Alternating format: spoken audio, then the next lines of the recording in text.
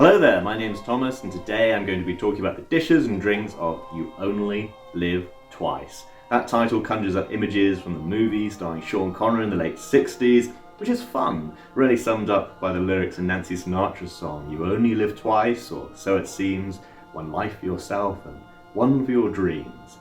But what I'm really going to be looking at is the novel by Ian Fleming. Of course, in the movie we do have a vodka martini which is stirred and not shaken by a very well-meaning host, but we have a lot more drinks and a lot more food.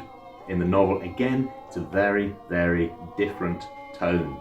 Really, that difference in tone can be summed up by the haiku that explains the title, You Only Live Twice, once when you were born and once when you look death in the face. It's a very, very different tone from, say, some of the early Fleming novels. This is the penultimate novel and the ending of the Blofeld trilogy. In the early Fleming novels, Fleming is really experimenting with who is James Bond, what is this Bond formula. He finds it around the middle of the pack, maybe with From Russia with Love. Here, all of Bond's adventures have taken their toll.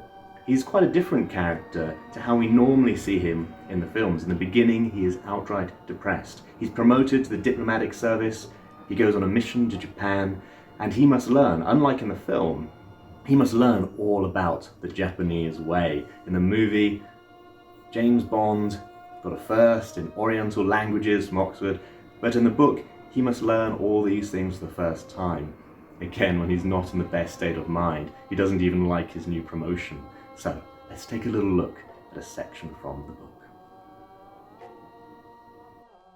You Only Live Twice, Chapter 11.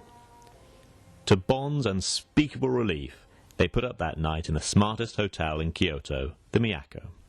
The comfortable bed, air conditioning, and Western-style lavatory on which one could actually sit were out of this world.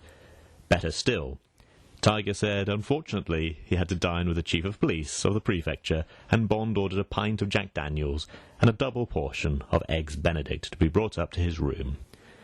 Then, with a belated sense of duty, he watched The Seven Detectives, a famous Japanese television series, failed to spot the villain, and went to bed and slept for 12 hours. So there we have it. After a long, trying day with Tiger Tanaka, James Bond checks into a hotel in Kyoto and orders this. Eggs Benedict with a whole pint of Jack Daniels. Quite an order. And one that I have actually had. When I was in a certain dry Middle Eastern country, I was in a VIP lounge and I ordered just some juice. And then I noticed some Germans opposite me ordered some beer. I realized in the VIP lounge other things were available. So I asked a waiter, is there any whiskey? And he asked me if a certain brand was all right. It was very, very good. So I ordered it. He went away, talked to his manager, then came back and said, would you like ice? He went away, came back with a pint glass full of neat whiskey and 2 ice cubes floating in it. Only I'd taken a hip flask. Very much a worthy James Bond dish and drink. Thank you for joining me. Sayonara.